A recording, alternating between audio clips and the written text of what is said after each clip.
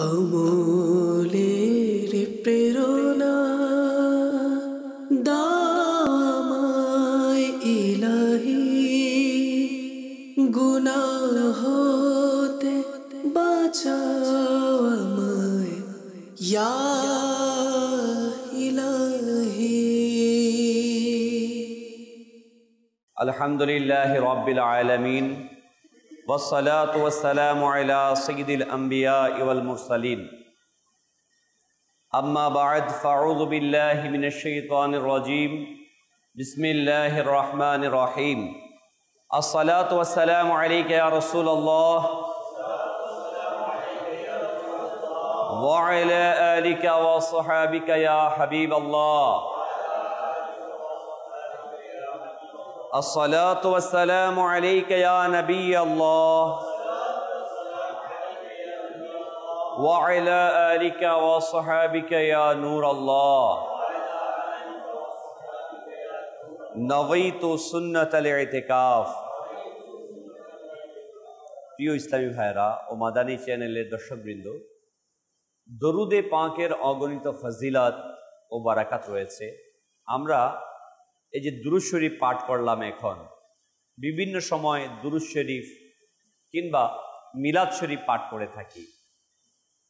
এই বেশুমার ফজিলত এবং বারাকাত রয়েছে। রাসূল আকরাম নূরে মুজাসসাম হুজুর সাল্লাল্লাহু আলাইহি ওয়াসাল্লাম ইরশাদ করেন, যে ব্যক্তি আমার প্রতি জুমআর দিন, শুক্রবার দিন ৮০ বার দুরূদ শরীফ পাঠ করবে, আল্লাহ তাআলা ওই ব্যক্তির ৮০ বছরের গুনাহকে মাফ করে দিবেন। আল্লাহ তাআলা আমাদেরকে নেক আমল করার তৌফিক দান করুন। প্রিয় ইসলামী ভাইরা, রাসূল করিম সাল্লাল্লাহু আলাইহি ওয়াসাল্লাম ইরশাদ করেন, নিয়্যাতুল মুমিনি খায়রুম মিন আমালি। মুমিনের নিয়ত তার আমলের চেয়ে উত্তম। আসুন আজকে আমরা বয়ান শুনছি, শুরুতে আমরা ভালো ভালো নিয়ত করে নিই যে আমরা ইলমে দ্বীন অর্জনের জন্য, নেকি হাসিলের জন্য, আমাদের পিতা মাতার ইসালে সওয়াবের জন্য, যা শুনবো সেই অনুযায়ী আমল করার জন্য আমরা শেষ পর্যন্ত বয়ান শুনবো ইনশাআল্লাহ আযজা ওয়া জাল্লা। প্রখ্যাত তাবেঈ হযরতে সাইয়্যিদুনা হাসান বসরি আলাইহি রাহমা তার ঘরের দরজার মধ্যে বসা ছিলেন। তার ঘরের দরজার সামনে দিয়ে এক মৃত ব্যক্তির লাশ, জানাজা যাচ্ছিল। তিনি রাহমাতুল্লাহি তাআলা আলাইহি দেখলেন ওই জানাজার মৃত ব্যক্তির পিছনে পিছনে, লাশের পিছনে পিছনে একটি ছোট্ট মেয়ে অঝর নয়নে কাঁদছে। কাঁদতে কাঁদতে ওই লাশের পিছনে যাচ্ছে এবং ওই মেয়েটি কাঁদতে কাঁদতে এ কথা বলছিল, হে আব্বাজান, আজ আমার উপর ওই সময় এসেছে যা পূর্বে কখনো আসেনি। যখন হযরতে সাইয়্যিদুনা হাসান বসরি রাহমাতুল্লাহি তাআলা আলাইহি ওই ইয়তীম মেয়েটির এই করুণ কথাটি শুনতে পেলেন, তার অন্তর বিগলিত হয়ে গেল। মমতা ভরা হাত সেই ইয়তীম মেয়ের মাথায় বুলিয়ে দিলেন এবং তিনি রাহমাতুল্লাহি তাআলা আলাইহি বললেন, কন্যা, তোমার উপর নয়, বরং তোমার মরহুম পিতার উপরই ওই সময় এসেছে যা আজকের পূর্বে কখনো আসেনি। এ কথা বলার পর পরদিন তিনি রাহমাতুল্লাহি তাআলা আলাইহি ওই মেয়েটাকে দেখলেন যে আবার আজকে তার পরদিন, মৃত্যুর পরদিন মাটি দিয়ে রেখে এসেছে। ওই মেয়েটি কবরস্থানের দিকে যাচ্ছে, ছোট্ট মেয়েটি কাঁদতে কাঁদতে। যখন তিনি দেখলেন হাসান বসরি রাহমাতুল্লাহি আলাইহি শিক্ষা অর্জনের জন্য ওই মেয়েটির পিছনে পিছনে চলতে লাগলো। কবরস্থানের মধ্যে পৌঁছার পর ওই ছোট্ট মেয়েটি তার পিতার কবরকে জড়িয়ে ধরলেন। সাইয়্যিদুনা হাসান বসরি রাহমাতুল্লাহি আলাইহি ঝোপের ভিতর লুকিয়ে গেলেন, দেখতে লাগলেন ওই ছোট্ট মেয়েটি তার গালকে তার বাবার কবরের মাটির উপর রেখে কাঁদতে লাগলো আর বলতে লাগলো, হে বাবাজান, আপনি অন্ধকারে প্রদীপ এবং সমবেধিত ছাড়া কবরের প্রথম রাত কিভাবে অতিবাহিত করেছেন? হে আব্বা জান, গত একদিন পূর্বেও রাতে আমি তো আপনার জন্য আগুন প্রদীপ জ্বালিয়ে দিয়েছিলাম। আজ রাতে কবরে প্রদীপ আপনাকে কে জ্বালিয়ে দিয়েছে? হে আব্বা জান, কাল রাতে ঘরে আমি আপনার জন্য বিছানা বিছিয়েছিলাম। আজ রাতে কবরে বিছানা কে বিছিয়ে দিল? হে আব্বা জান, কাল রাতে ঘরে আমি আপনার হাত পা টিপে দিয়েছিলাম। আজ রাতে কবরে আপনার হাত পা কে টিপে দিবে? হে আব্বা জান, কাল রাতে ঘরে আমি আপনাকে পানি পান করিয়েছি। আজ রাতে কবরে যখন পিপাসা লাগলো, আপনাকে কে পানি পান করিয়েছে? হে বাবা জান, কাল রাতে আপনার শরীরে চাদর আমি ঢেকে দিয়েছিলাম। আজ রাতে কে ঢেকে দেবে? হে আব্বা জান, কাল রাতে আপনি যখন আমাকে ডেকেছিলেন আমি চলে এসেছি। আজ রাতে কবরে আপনি কাকে ডেকেছেন? ডাক শুনে কে আসবে? হে বাবা জান, কাল রাতে যখন আপনার ক্ষুধা লেগেছিল তখন আমি আপনার জন্য খাবার এনে দিয়েছিলাম। আজ রাতে কবরে যখন ক্ষুধা লেগেছে আপনাকে কে খাবার এনে দিবে? হে বাবা জান, কাল রাত পর্যন্ত তো আমি আপনার জন্য বিভিন্ন ধরনের খাবার রান্না করেছি। আজ কবরের প্রথম রাতে কে রান্না করবে? সৈয়দনা হাসান বসরি আলাইহি রাহমা শোকের অতি শয্যায় দুঃখিত ওই মেয়েটির আবেগঘন কথা শুনে তিনি কেঁদে দিলেন।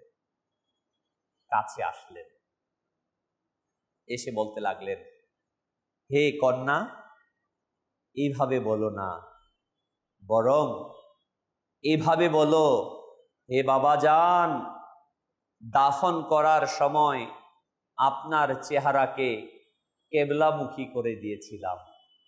এখনো কি আপনার চেহারা কেবলামুখী আছে? হে বাবা জান, দাফন করা হয়েছে আপনাকে পরিচ্ছন্ন কাপড় পরিধান করিয়ে, এখনো কি পরিষ্কার পরিচ্ছন্ন আছে? হে বাবা জান, আপনাকে কবরে সুস্থ সবল শরীরে রাখা হয়েছে, এখনো কি আপনার শরীর নিরাপদ আছে নাকি পোকামাকড় খেয়ে নিয়েছে?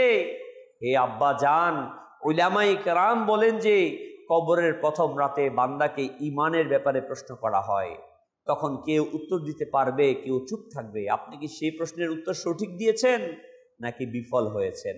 হে আব্বা জান, অনেক মৃত্যুর কবর প্রশস্ত হয়, অনেকের সংকীর্ণ হয়। আপনার কবর কি সংকীর্ণ হয়েছে নাকি প্রশস্ত? আপনার কবর কি সংকীর্ণ না প্রশস্ত? হে বাবা জান, অনেক মৃত্যুর কাফন জান্নাতি পোশাকে পরিবর্তন হয়ে যায়, কারোটা জাহান্নামে। আপনার পোশাক কি জান্নাতি পোশাক হয়েছে নাকি জাহান্নামী পোশাক? হে বাবা জান, কবর কাউকে এমন ভাবে চাপ দেয় যে যেভাবে মা তার হারিয়ে যাওয়া সন্তানকে মমতার ভরে বুকে জড়িয়ে ধরে, কাউকে আবার রাগান্বিত হয়ে এমন ভাবে আলিঙ্গন করে যে হাড়গুলো চূর্ণ বিচূর্ণ হয়ে যায়। তো আপনার কবর আপনার সাথে কি মায়ের মতো আচরণ করেছে নাকি শাস্তির চাপ প্রদান করেছে? তখন আরো বলতে লাগলো, হে আব্বা জান, আপনি বলুন, মৃত্যুকে যখন রাখা হয় তখন সেই উভয় অবস্থাতে অনুশোচনা করে। যদি নেককার হয় এই কারণে অনুশোচনা করে, নেকি আরো বেশি করিনি কেন? যদি গুনাহগার হয় তবে এই কারণে অনুশোচনা করে যে গুনাহ কেন করলো। হে আব্বা জান, আপনি কি নেকি কম হওয়ার কারণে অনুশোচনা করছেন নাকি গুনাহ বেশি হয়ে যাওয়ার জন্য অনুশোচনা করছেন? প্রিয় ইসলামী ভাইরা ও মাদানী চ্যানেল দর্শক বৃন্দ, হে আব্বা জান, কাল যখন আপনাকে ডাকতাম তখন আপনি আমার উত্তর দিতেন। আজ আমার কিরূপ দুর্ভাগা যে কবরের পাশে দাঁড়িয়ে আছি, কিন্তু আপনি আমার উত্তরে দিচ্ছেন না। হে আব্বা জান, আপনি তো আমার থেকে পৃথক হয়ে গেছেন, কিয়ামত পর্যন্ত আর একত্রে হতে পারবো না। হে দয়াময় আল্লাহ, কিয়ামতের ময়দানে আমাকে আমার বাবা জানের সাথে সাক্ষাৎ করা থেকে তুমি বঞ্চিত করিও না। এইভাবে কথা বলছিলেন। হযরত হাসান বসরি রহমতুল্লাহ আলাইহির কথা শুনে ওই মেয়েটি আরজ করলো, হে আমার সরদার, আপনার উপদেশমূলক কথা আমাকে উদাসীনতার ঘুম থেকে জাগিয়ে দিয়েছে। এরপর সে কাঁদতে কাঁদতে সেজনা হাসান বসরি আলাইহির রাহমা এর সাথে ফিরে এলেন। প্রিয় ইসলামী ভাইয়েরা ও মাদানী চ্যানেল দর্শকবৃন্দ, বাস্তবিকই আমরা অনেকেই হয়তোবা আমাদের বাবাকে কবরে রেখে এসেছি, আমরা হয়তোবা অনেকে আমার মাকে কবরে রেখে এসেছি, ভাইকে কবরে রেখে এসেছি। তাদের সাথে ঠিক অনুরূপ আচরণ করা হচ্ছে। যে কথাগুলো বলা হলো, আমাকেও খুব শীঘ্রই সেখানে নিয়ে যাওয়া হবে, আমার সাথেও তেমন আচরণ করা হবে। আসলেই হৃদয় কেঁপে উঠে। এটাই বাস্তব, আমরা পৃথিবীতে আসছি, চলে যাব। আসলেই মৃত্যু তো হবেই আমাদের, কিন্তু এই মৃত্যুর জন্য আমাদের প্রস্তুতি কতটুকু আছে? প্রিয় প্রিয় ইসলামী ভাইয়েরা ও মাদানী চ্যানেলের দর্শকবৃন্দ, রসুল আকরাম নূরে মুজাসসাম সাল্লাল্লাহু আলাইহি ওয়াসাল্লাম আমাদেরকে মৃত্যুর জন্য প্রস্তুতি হওয়ার জন্য ইরশাদ করেছে, হে আশিকানে রাসূলগণ, এই কবরস্থানের বিরান ভূমিকে দেখুন, গভীরভাবে চিন্তা করুন। আমরা কি জীবিত অবস্থায় কেউ কোনো কবরস্থানে এক রাত অবস্থান করতে পারবো? হয়তো কেউ সাহস করতে পারবো না। তবে যখন জীবিত অবস্থায় একা থাকতে ভয় করে, তখন মৃত্যুর পর যখন সকল বন্ধু বান্ধব, আত্মীয় স্বজন, বন্ধন ছিন্ন হয়ে যাবে, আমরা সব কিছু দেখব, বুঝবো, কিন্তু বলতে পারবো না। ওই অবস্থায় কিভাবে আমরা থাকব? বিশ্বাস করুন, কবরস্থানে দাফনকৃত আজ আমাদের বর্তমান অবস্থা উপদেশ দিচ্ছে। কিতাবের মধ্যে এসেছে যে, হে উদাসীন মানব, মনে রেখো, গতকাল আমিও সেখানে অর্থাৎ দুনিয়াতে ছিলাম। মৃত্যু ব্যক্তিরা বলছে, যেখানে আজ তোমরা রয়েছ, আগামীকাল তোমরাও এখানে আসবে, যেখানে আজ আমরা আছি। নিশ্চয়ই যারা পৃথিবীতে জন্মগ্রহণ করেছে তাকে মৃত্যুবরণ করতে হবে। যে জীবনের ফুল কুড়িয়েছে তাকে অবশ্যই মৃত্যুর কাঁটার আঘাত সহ্য করতে হবে। যে আনন্দের ভান্ডার পেয়েছে তাকে মৃত্যুর যন্ত্রণা গ্রহণ করতে হবে। প্রিয় ইসলামী ভাইয়েরা, আমরা এই পৃথিবীতে অবশ্যই একটি ধারাবাহিকভাবে এসেছি, কিন্তু আমরা এই পৃথিবী থেকে যে যাব এর কোনো ধারাবাহিকতা নেই। ধারাবাহিকভাবে এসেছি, দাদা এসেছে, বাবা এসেছে, নাতি এসেছে, কিন্তু আমি আপনি যে কখন এই পৃথিবী থেকে বিদায় নেব তা আমরা কেউ বলতে পারি না। প্রিয় ইসলামী ভাইয়েরা, মাদানী চ্যানেল দর্শকবৃন্দ, আমরা অসংখ্য মানুষকে দেখি, দাদার কাঁধের মধ্যে নাতির লাশ, বাবার কাঁধে সন্তানের লাশ আমরা দেখছি। আমি কখন চলে যাব? আমরা হয়তোবা পরিকল্পনা করি যে আরেকটু বয়স হোক, আর কয়েকটা মাস যাক, বছর যাক, তারপর আমি নামাজ আদায় করব, তারপর আমি সঠিক পথে চলবো, একটু কামিয়ে নিই, তওবা করার সময় আছে। না, আলহাকুমুত তাকাসুর হাত্তা যুরতুমুল মাকাবির, দুনিয়ার মোহ তোমাকে অন্ধ করে রেখেছে যতক্ষণ না তোমরা কবরের মুখ দেখো। আমাদের দুনিয়ার ভালোবাসা, দুনিয়ার সম্পদ, দুনিয়ার ইজ্জত, দুনিয়ার প্রতিযোগিতা আজ আপনাকে আমাকে অন্ধ করে রেখেছে। এত কিছু ঘটছে পৃথিবীতে, তারপরেও কি আমাদের চোখের পর্দা সরছে না? তারপরেও কি আমরা মৃত্যুর প্রস্তুতি নেব না? শুনুন শুনুন, হযরতে সাইয়্যিদুনা আনাস বিন মালিক রাদিয়াল্লাহু তাআলা আনহু বর্ণনা করেন, আমি কি তোমাদেরকে ওই 2টি দিন এবং 2টি রাতের ব্যাপারে বলবো না? একটি দিন হলো তা যখন আল্লাহ পাকের পক্ষ থেকে তোমাদের নিকট আসা আল্লাহ পাকের সন্তুষ্টির সুসংবাদ নিয়ে আসবে, অথবা তার অসন্তুষ্টির বার্তা। হয় আমার কাছে সন্তুষ্টির বার্তা নিয়ে আসবে, বলা হবে প্রশান্তি আত্মা যেভাবে যায় আমাকে সেভাবে আহ্বান করা হবে, অথবা আযাবের সংবাদ। দ্বিতীয়ত, অপরটি হলো যখন তুমি নিজের আমল নামা নেয়ার জন্য আল্লাহ পাকের দরবারে উপস্থিত হবে, ওই আমল নামা তোমার ডান হাতে দেয়া হবে নাকি বাম হাতে দেয়া হবে। আর 2 রাতের মধ্যে একটি রাত হচ্ছে যা মৃত ব্যক্তির নিজের কবরে অতিবাহিত করবে, এর পূর্বে সে এমন রাত কখনো অতিবাহিত করেনি। আর দ্বিতীয় রাত হলো তা যেদিন সকালে কিয়ামত হবে, অতঃপর আর কোনো রাত আসবে না। বাস্তবিক প্রিয় ভাই, এই 2টি দিন এবং 2টি রাত অত্যন্ত কঠিন বিষয়। আমরা জানি না আমাদের কি অবস্থা হবে। অতএব আমাদের উচিত যেন আমরা নিজেদেরকে প্রস্তুতি করি। শুনুন শুনুন প্রিয় ইসলামী ভাইরা, সুনানে ইবনে মাজা এর 4195 নম্বর হাদিসে বর্ণিত রয়েছে, আমাদের প্রিয় আকা সাল্লাল্লাহু আলাইহি ওয়াসাল্লামের খোদাভীতির পর্যবেক্ষণ দেখুন কেমন ছিল। যে হযরতে সাইয়্যিদুনা বারাহ বিন আজিব রাদিয়াল্লাহু তাআলা আনহু বলেন, আমরা নবী করিম সাল্লাল্লাহু আলাইহি ওয়াসাল্লামের সাথে একটি জানাজায় অংশগ্রহণ করলাম। তখন রাসূল করিম সাল্লাল্লাহু আলাইহি ওয়াসাল্লাম কবরের পাশে বসলেন এবং এত বেশি কাঁদলেন যে রাসূল করিম সাল্লাল্লাহু আলাইহি ওয়াসাল্লামের কান্নার কারণে মাটি ভিজে গেল। অতঃপর ইরশাদ করলেন, এর জন্য প্রস্তুত হও। দেখুন, যিনি হচ্ছেন দোজাহানের মালিক ও মুখতার, যার ওয়াসিলায় আমরা কিয়ামতের দিন নাজাত পাব, যে নবী পাক সাল্লাল্লাহু আলাইহি ওয়াসাল্লাম সুপারিশ করেই, সুপারিশের ওয়াসিলাতেই আমি আপনি নাজাত পাব, সে নবী করিম সাল্লাল্লাহু আলাইহি ওয়াসাল্লাম, যিনি হচ্ছেন মাসুম। শুধু মাসুম না, যিনি মাসুমদের সরদার, যার কখনো কোনো ভুল হয়নি, সে নবী করিম সাল্লাল্লাহু আলাইহি ওয়াসাল্লাম কবরের পাশে গিয়ে বসে কান্নাকাটি করতেন। আর আপনি আমি যে এমন কি কোনো দিন অতিবাহিত হয়েছে যেদিন এই চোখ দ্বারা বেহায়াপনা হয়নি, এই মুখ দ্বারা গীবত করিনি, মিথ্যা বলিনি, চুগলখড়ি করিনি? গুনাহ আর গুনাহ করছি, কিন্তু মৃত্যুকে ভুলে বসে আছি।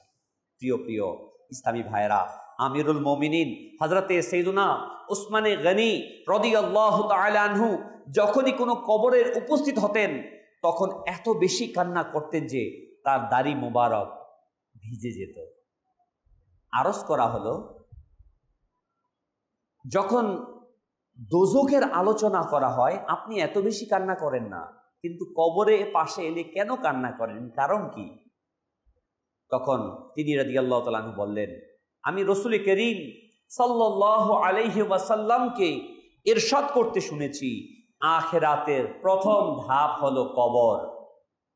যদি কবরবাসীরা এই কবর থেকে মুক্তি পেয়ে যায় তাহলে পরবর্তী ধাপগুলো এর চেয়ে সহজ, আর যদি এখানে মুক্তি না পায় তাহলে পরবর্তী ধাপগুলো আরো কঠিন। কবরটা এটাই হচ্ছে আপনি আমি নাজাত পাবো না শাস্তি পাবো তার মাধ্যমে। অতএব আমাদের উচিত কবর এর ব্যাপারে চিন্তা করা। দেখুন তো প্রিয় ভাই, বাস্তবিকই সেই কবরস্থানের দিকে একটু কল্পনা করুন, যেখানে আমরা দিনের বেলাও যেতে ভয় পাই। আমাকে একা কবরস্থানের মধ্যে নিয়ে আপনি আমি অনেকে দিয়ে আসছি না, প্রিয়জনকে মাটি উঠানো থাকে, খাট দিয়ে নিয়ে যাচ্ছে, আমাকে নিয়ে গিয়ে দুইজন নেমে কবরের মধ্যে রেখে দিল। আমাকে বলা হচ্ছে কাফনের বাদগুলোকে ছেড়ে দাও। আমি শুয়ে আছি, কাফনের বাদগুলোকে খুলে দিল, বাঁশ দিয়ে ঢাকতে লাগলো। দুনিয়ার আলো, কিছু যদি আলো থেকে আমরা দূরে থাকতাম ভয় পেয়ে যেতাম, কিন্তু চিরতরে আমাকে দুনিয়ার আলো থেকে বন্ধ করে দিচ্ছে। বাঁশ দিয়ে ঢেকে, চাটাই দিয়ে ঢেকে দিল। এরপর আমার প্রিয় ছেলে, প্রিয় ভাই, প্রিয় বাবা তাদের ভালোবাসার হাতগুলো দিয়ে আমাকে মাটি চাপা দিতে লাগলো। মাটি চাপা দিয়ে সবাই চলে আসবে, আমি একা শুয়ে থাকবো। মুনকার নাকির এসে আমাকে জিজ্ঞাসা করবে, মান রব্বুকা, তোমার প্রভুকে, ওয়ামা দীনুকা, তোমার দিন কি? প্রিয় আকাশ সাল্লাল্লাহু আলাইহি ওয়াসাল্লামের চেহারায় আনোয়ারকে দেখানো হবে, প্রশ্ন করা হবে, প্রিয় ভাই আমি কি আমার প্রভুকে চিনেছি? আমি কি আমার প্রভুর হাকিকি আনুগত্যশীল বান্দা হয়েছি? পৃথিবীর কেউ জানে না, আমার হৃদয় জানে আমি আল্লাহ তাআলার আনুগত্য করেছি কিনা। পৃথিবীর কেউ জানে না, আমি জানি আমি আল্লাহ তাআলার নাফরমানি করেছি কিনা। আমি আল্লাহকে চিনতে পারবো? আসুন না কাজ করি, আমল করি, কেউ হবে না। আজ আমরা যতই অসৎ প্রতিযোগিতা করি না কেন, আমরা যতই অর্থ উপার্জন করি না কেন, যত ক্ষমতা অর্জন করি না কেন, যতগুলো বাংলো বানাই না কেন, বাড়ি বানাই না কেন, কোনো কিছু আমার সাথে যাবে না। আমার সাথে যাবে ন্যায় বিচার, আমার সাথে যাবে নেক আমাল। প্রিয় ইসলামী ভাইয়েরা, আমরা শুনছিলাম হযরতে উসমানে গনি রাদিয়াল্লাহু তাআলা আনহু এর ঘটনা। মানুষ অনেক বড় বড় আশা করে। এক বাস্তব ঘটনা এই কিতাবের মধ্যে লিখেছেন যে এক যুবক, সে দেশের বাহিরে গেল, প্রবাসে গেল টাকা ইনকামের জন্য। সে দীর্ঘ বছর যুগ অতিবাহিত করে টাকা উপার্জন করলো, বাড়িতে টাকা পাঠাচ্ছে বাবা মায়ের কাছে। বাবা মা সুন্দর একটি বাড়ি তৈরি করেছে, সুবিশাল অট্টালিকা। ওই ছেলে তার জীবনের স্বপ্ন নিয়ে বাড়িতে এসেছে।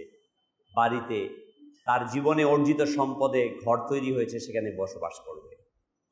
কিন্তু ভাগ্যের নির্মম পরিহাস, প্রিয় ইসলামী ভাইয়েরা, যখন ওই ছেলেটি আসলো বা দেশের মধ্যে আসার পর ঘরে উঠবে, প্রস্তুতি নিচ্ছে, আগামী সপ্তাহে নির্ধারিত হয়েছে অমুক দিন ঘরে উঠব। কিন্তু এক সপ্তাহ পূর্বেই ওই যুবক ছেলেটি পৃথিবী থেকে বিদায় নিয়েছে। এরকম হাজারো ঘটনা ঘটছে, আমরা দেখছি। তারপরেও কি আমাদের আকল আসছে না? আমরা কি কবরের প্রস্তুতি গ্রহণ করছি? প্রিয় ইসলামী ভাইয়েরা, মহান আল্লাহ তাবারক ওয়া তাআলা ইরশাদ ফরমান, হে মানব জাতি, নিশ্চয়ই আল্লাহর প্রতিশ্রুতি সত্য, সুতরাং কখনো যেন তোমাদের প্রতারিত না করে পার্থিব জীবনে, এবং কিছুতেই যেন তোমাদের আল্লাহর নির্দেশের উপর প্রতারণা না করে ওই বড় প্রতারক অর্থাৎ শয়তান। প্রিয় ইসলামী ভাইয়েরা, হাদিসে পাকের মধ্যে এসেছে, হযরত উসমান গনি রাদিয়াল্লাহু তাআলা আনহু তার সর্বশেষ খুতবায় যা বর্ণনা করেছেন তাতে এটিও ছিল, আল্লাহ পাক তোমাদেরকে দুনিয়ায় শুধুমাত্র এই জন্য প্রদান করেছে যেন তোমরা এর মাধ্যমে আখিরাতের প্রস্তুতি নিতে পারো। হাদিসে পাকে আসছে, আদ-দুনিয়াও সিজনুল মুমিনিন ওয়া জান্নাতুল কাফিরিন। হাদিসে পাকে আসছে, দুনিয়া হচ্ছে মুমিনের জন্য জেলখানা, আর কাফিরের জন্য এটা হচ্ছে জান্নাত। অতএব আপনি আমি নির্ণয় করি এখানে আমি কি অবস্থায় থাকতে চাই। এখানে আরাম আয়েশের সাথে থাকতে চাই, নাকি একটু কষ্ট করে পরকালীন অবস্থান তৈরি করার জন্য। বলা হয়েছে দুনিয়া হচ্ছে আখিরাতের ক্ষেত্রফল, এই জায়গাটাই হচ্ছে উপার্জন করার জায়গা। আমরা আপনারা এখান থেকেই চেষ্টা করি যেন আমরা নিজেদেরকে প্রস্তুতি নিই। শুনুন, হযরতে সাইয়েদনা আবু সাঈদ খুদরী রাদিয়াল্লাহু তাআলা থেকে বর্ণিত, রাসূল করিম সাল্লাল্লাহু আলাইহি ওয়াসাল্লাম ইরশাদ করেন, যখন জানাজা প্রস্তুত হয়ে যায় এবং লোকজন তাকে কাঁধে উঠায়, যদি সে নেককার হয় তাহলে বলে, আমাকে দ্রুত নিয়ে চলো, আমাকে দ্রুত নিয়ে চলো, অর্থাৎ কবরস্থানের দিকে। আর যদি সে বদকার হয়, গুনাহগার হয়, তাহলে সে তার আত্মীয় স্বজনকে বলে, হায় আমাকে তোমরা কোথায় নিয়ে যাচ্ছ? মানুষ ব্যতীত প্রত্যেক প্রাণী তার আওয়াজ শুনে। যদি মানুষ তা শুনত তবে জ্ঞান হারা হয়ে যেত। হযরতে সাইয়েদনা আবুল হাজ্জাজ সুমালি রাহমাতুল্লাহি আলাইহি বর্ণনা করেন, রাসূল করিম সাল্লাল্লাহু আলাইহি ওয়াসাল্লাম ইরশাদ করেন, যখন মৃত ব্যক্তিকে কবরে নামিয়ে দেয়া হয় তখন কবর তাকে লক্ষ্য করে বলে, হে লোক, তোমার ধ্বংস হোক, তুমি কেন আমাকে ভুলেছিলে? তুমি কি এটা জানতে না আমি হলাম ফিতনার ঘর, অন্ধকার ঘর? তারপরও তুমি কি কারণে আমার উপর সদম্বে অহংকার করে চলেছ, গুনাহের সাথে চলেছ? যদি ওই ব্যক্তি নেককার হয়, পরহেজগার হয়, তখন অদৃশ্য থেকে কবর আওয়াজ করে বলে, হে কবর, সে যদি এরূপ হয়, নেকির দাওয়াত দেনেওয়ালা ব্যক্তি, সৎ কাজে আদেশকারী ব্যক্তি, কবর বলে যদি এরূপ হয় তবে আমি তার জন্য বাগান হয়ে যাব। অতঃপর সেই ব্যক্তির শরীর নূর দ্বারা পরিবর্তন হয়ে যায় এবং তার রূহ ইল্লিয়িন আল্লাহ তাআলার দরবারে পৌঁছে যায়। প্রিয় ইসলামী ভাইয়েরা, আপনার আমার কাছে সমাধান দিয়ে দেওয়া হয়েছে, আমি এখন কোন আমল করব? আমি নামাজ 5 ওয়াক্ত পড়ব কি পড়ব না? আমি হালাল পন্থায় উপার্জন করব কি করব না? এই দৃষ্টিকে বেহায়াপনা থেকে বাঁচাবো কি বাঁচাবো না? আমি মানুষের হককে নষ্ট করব কি করব না? যদি আমি করি তার সলিউশন রয়েছে, রেজাল্ট। যদি আমি আখিরাতের মুক্তি চাই তাহলে আমাদের উচিত হবে যেন আমরা এই গুনাহ থেকে বেঁচে থাকি। শহরুস সুদূর কিতাবে বর্ণিত রয়েছে, হযরতে সাইয়েদনা সাঈদ বিন মুসাইয়িব রাদিয়াল্লাহু তাআলা বলেন, একবার আমিরুল মুমিনিন হযরতে মাওলাই আলী কাররামাল্লাহু ওয়াজহুল কারীম মদিনার মুনাওয়ারার কবরস্থানে গেলাম। তিনি বলেন, আলী রাদিয়াল্লাহু তাআলার সাথে আমি কবরস্থানে গেলাম। হযরতে আলী রাদিয়াল্লাহু তাআলা কবরবাসীকে সালাম দিলেন এবং বললেন, হে কবরবাসীরা, তোমরা তোমাদের অবস্থাকে বর্ণনা করো। সাইয়েদুনা সাঈদ বিন মুসাইয়িব রাদিয়াল্লাহু তাআলা আনহু বলেন যে আমরা কবর থেকে ওয়া আলাইকুমুস সালাম ওয়া রাহমাতুল্লাহি ওয়া বারাকাতুহু আওয়াজ শুনলাম এবং কেউ জনে বলতে লাগলো, হে আমিরুল মুমিনিন, আপনি সংবাদ দিন যে আমাদের মৃত্যুর পর কি হয়েছে। হযরতে আলী রাদিয়াল্লাহু তাআলা আনহু বললেন, শুনে নাও, তোমাদের যে সম্পদ ছিল তা বন্টন হয়ে গেছে, তোমাদের সন্তানরা এতিম হয়ে গেছে, তোমাদের স্ত্রীরা আরেকটি বিবাহ করে নিয়েছে, তোমার যে শত্রুরা ছিল, যে হয়তোবা যার সাথে তুমি পছন্দ করতে না, ওই অপছন্দনীয় ব্যক্তি তোমার ঘরকে দখল করে নিয়েছে। এটা শুনে একটি কবর থেকে আওয়াজ আসতে লাগলো, হে আমিরুল মুমিনিন, আমাদের কাফন ফেটে গেছে, টুকরো টুকরো হয়ে গেছে, আমাদের চুল ঝরে গেছে, আমাদের শরীরের চামড়া টুকরো টুকরো হয়ে গেছে, আমাদের চোখ বের হয়ে গলে এসে পড়েছে, আমাদের নাকের ছিদ্র দিয়ে পুঁজ বের হচ্ছে, আর আমরা যা কিছু আগে প্রেরণ করেছি অর্থাৎ যেমন আমল করেছি তাই পেয়েছি, যা কিছু ছেড়ে এসেছি তা ক্ষতিগ্রস্ত হয়েছে। প্রিয় ইসলামী ভাইরা, হযরত সাইয়েদনা আবু বকর সিদ্দিক রাদিয়াল্লাহু আনহু বলেন, কোথায় সেই সুন্দর চেহারার অধিকারীরা, কোথায় নিজ যৌবনের প্রতি অহংকারকারীরা, কোথায় গেল সেই বাদশারা যারা সুবিশাল শহর নির্মাণ করেছিল, তারা মজবুত দুর্গ দ্বারা শক্তিশালী করেছিল, কোথায় চলে গেল যুদ্ধের ময়দানে জয়লাভকারীরা? নিশ্চয়ই সময় তাদেরকে অবদস্থ করেছে। প্রিয় ইসলামী ভাইরা, বাস্তবিকই আমার কাছে যতটুকু ক্ষমতা আছে না আছে, এই ক্ষমতা, এই ঐশ্বর্য, সম্পদ কিছুই আমার কাজে আসবে না। কাজে আসবে আমলে সালেহা, নেক আমাল, সৎ কাজ, নবী পাক সাল্লাল্লাহু আলাইহি ইসলামের প্রতি মুহাব্বত, কাজে আসবে আউলিয়া কেরামের প্রতি মুহাব্বত। অতএব আসুন আসুন মিথ্যা প্রতিযোগিতা থেকে নিজেকে বাঁচাই, কবরের প্রস্তুতি আমরা গ্রহণ করি। হাকিকতেই আমাদের সকলের পরিসমাপ্তি কিন্তু সেই জায়গাতেই। যত ক্ষমতাধর পৃথিবী থেকে কেউ টিকে আছে? নেই। আপনি আমি তো কিছুই না। যারা আঙ্গুলের ইশারা করলে লক্ষ লক্ষ সৈন্যবাহিনী মুহূর্তে প্রস্তুত থাকত, আঙ্গুলের ইশারা দিলে পৃথিবীতে এমন শাসক এসেছে যে আঙ্গুলের ইশারা দিয়েছে, উঁচু ভবন থেকে লাফ দিয়ে হাজার হাজার সৈন্যকে আত্মহত্যা করতে বাধ্য হয়েছে। এমন শাসক পৃথিবীতে ছিল, তারাও চলে গিয়েছে। অতএব আসুন না ভাই, মিথ্যা প্রতিযোগিতায় নিজেকে লিপ্ত না করি, সম্পদের ভালোবাসার মোহে অন্ধ হয়ে না যাই। আসুন আসুন ফিরে আসি, কবরের প্রস্তুতি গ্রহণ করি। আল্লাহ সুবহানাহু ওয়া তাআলা আমাদের সবাইকে নেক আমল করার তৌফিক দান করুন। আমিন। বিজাহিন নবীল আমিন সাল্লাল্লাহু আলাইহি ওয়াসাল্লাম। আমলের প্রেরণা দাও আমায় ইলাহি, গুনাহ হতে বাঁচাও আমায় ইয়া